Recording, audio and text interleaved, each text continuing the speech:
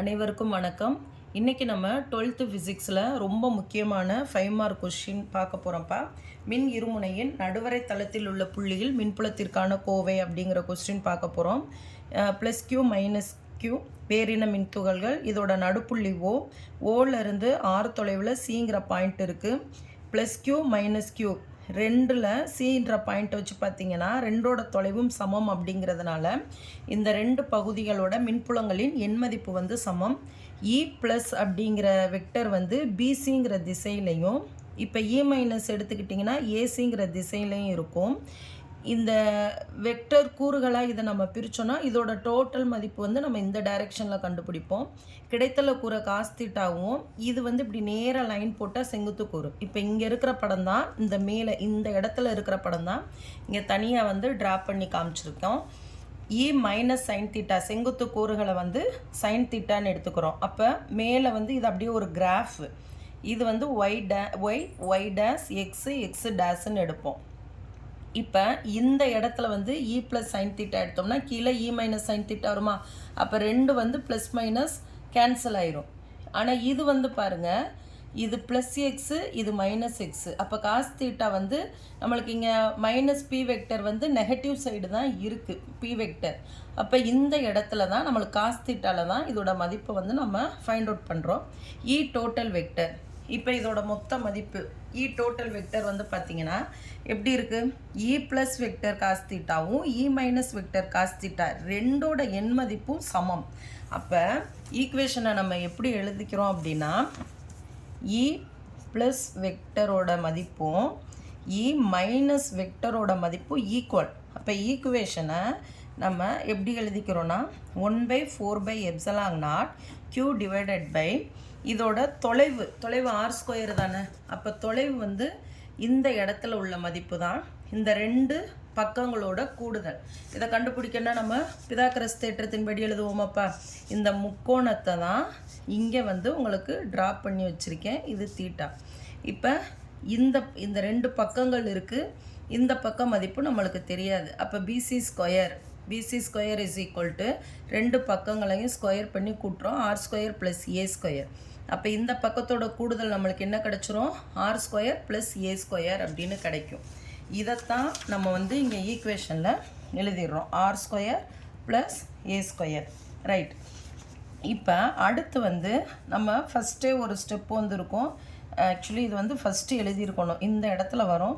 E total vector is equal to minus of E plus vector cos theta P cap minus E minus vector cos theta P cap. இந்த இடத்துல இ plus வெக்டருக்கும் E minus வெக்டருக்கும் வரக்கூடிய இந்த total இதைத்தான் இங்கே எழுதியிருக்கோம். அப்போ இதை எடுத்திங்கன்னா உங்களுக்கு எப்படி கிடைக்கும்? E total vector is equal to 2 minus 2 E plus vector cos theta P cap இப்படி கிடைக்குமா? E total vector. இப்போ இ ப்ளஸ்ஸும் இ மைனஸும் நம்மளுக்கு ஈக்குவல் தானேப்பா, அதனால் இ ப்ளஸ் வெக்டர் அப்படின்றத நான் போட்டிருக்கேன். தென் இப்போ வந்து இதோட மதிப்பு கண்டுபிடிக்கிறோம். அப்போ E total vector is equal to minus, இங்கே இருக்கிற மைனஸ் போட்டிருக்கேன், E plus vector plus minus ரெண்டுக்குமே நம்மளுக்கு என்ன ஆன்சர் தான் இருக்குது? 1/4/ε0 q by R square plus A square P cap. அடுத்து வந்து இதை வந்து கொஞ்சம் நம்ம வந்து மைனஸ் 1/4/ε இதை எழுதியாச்சு. இதில் என்ன இருக்குது நம்மளுக்கு? காஸ் தீட்டா வருதா? இப்போ காஸ் தீட்டா பி கேப் போட்டோம். இது அப்படியே இ ப்ளஸ் வெக்டருக்கு இங்கே நம்மளுக்கு இருக்கு இல்லையா, இந்த ஈக்குவேஷனை அப்படியே எழுதியிருக்கேன். அடுத்து இங்கே காஸ் தீட்டா இருக்குது, காஸ் தீட்டா போட்டாச்சு, பி கேப் போட்டாச்சு. இப்போ இங்கே இருக்கிற காஸ் தீட்டாவுக்கு மதிப்பு நம்ம எழுத போகிறோம். இப்போ ஈக்குவேஷன் அப்படியே எழுதிருங்க, minus 1/4/ε0 q by R square plus A square போட்டாச்சு. காஸ் தீட்டாவோட மதிப்பு நம்மளுக்கு தெரியணும். அப்போ காஸ் தீட்டாவோட மதிப்பு வந்து நம்ம கண்டுபிடிக்க போகிறோம். அதோட மதிப்பு a/√ஆர் ஸ்கொயர் ப்ளஸ் ஏ ஸ்கொயர். இந்த மதிப்பு எப்படி கிடைக்குதுன்னா, இப்போ இங்கே பாருங்கள், காஸ் தீட்டாவோட ஃபார்முலா என்ன? அடுத்துள்ள பக்கம் பை கர்ணம். இப்போ நம்மளுக்கு இந்த இதில் வந்து பாருங்கள், அடுத்துள்ள பக்கம் என்னது? இஸ் ஈக்குவல் டு தீட்டாவுக்கு எதிராக இருக்கிற பக்கம் எதிர்பக்கம். 90 டிகிரிக்கு எதிராக இருக்கிற பக்கம் கர்ணம் சைடு. இதுதான் நம்மளுக்கு கர்ணம் பக்கம், இது எதிர்பக்கம். அப்போ இதான இப்போ நம்மளுக்கு அடுத்துள்ள பக்கம். அப்போ இங்கே வந்து என்னது, அடுத்துள்ள பக்கத்தோட டிஸ்டன்ஸ் ஏ டிவைடட் பை கர்ணம் வேணும் நம்மளுக்கு வந்து ஸ்கொயரில் இருந்துச்சா. இப்போ கர்ணம் வேணும்னா என்ன மதிப்பு நம்ம எடுத்துக்கணும், ஸ்கொயரை கேன்சல் பண்ணணுன்னா அதுக்கு பதிலாக ரூட்டு போட்டு எழுதி வச்சுருக்கோம். அப்போ divided by root of r square plus A square. இங்கே நம்மளுக்கு இருந்தது வந்து தொலைவு ஸ்கொயரில் நம்மளுக்கு கொடுத்துருந்தோம். கர்ணம் square is equal to r square plus A square. இப்போ நம்மளுக்கு கர்ணம் மட்டும் வேணுங்கிறதுனால ரூட் ஸ்கொயரை நீக்கணும்னா இந்த சைடு, இந்த ஸ்கொயரை நீக்கணும்னா இந்த சைடு ரூட் போட்டுரும். அப்போ ரூட் போட்டோம்னா ஆர் ஸ்கொயர் ப்ளஸ் ஏ ஸ்கொயர்னு வருது. இதுதான் நம்மளுக்கு காஸ் தீட்டாவோட மதிப்பு. அப்போ இதுதான் இங்கே எழுதியிருக்கேன், காஸ் தீட்டாவோட மதிப்பு இருக்குது. இப்போ இ total vector is equal to minus, இதில் இந்த 2 இருக்கு இல்லையாப்பா, சாரி இந்த 2 போடாமல் விட்டேன், நீங்கள் போட்டுக்கோங்க. இப்போ பாருங்கள், மைனஸ் 2q பை 4/ε0. இதை நான் ஒரே தான் நான் சேர்த்துருக்கேன். 1 divided by R square plus A square, ரைட்டா. இப்போ காஸ் தீட்டாவோட மதிப்பை இங்கே அப்படியே சப்ஸ்டியூட் பண்ணுறேன். காஸ் தீட்டாவுக்கு என்ன இருக்குது, a divided by root of r square plus A square. சரியா, ரூட் வேண்டாம். ரூட் வேணான்னா என்ன செய்வோம், ரூட்டுக்கு பதிலாக மதிப்பை வந்து பவரில் கொண்டு வந்துக்கலாமா. இப்போ 4/ε0, தென் ரூட் வேண்டாம். அப்போ இதை எப்படி மொத்தமாக எழுதுறேன்னு பாருங்கள்.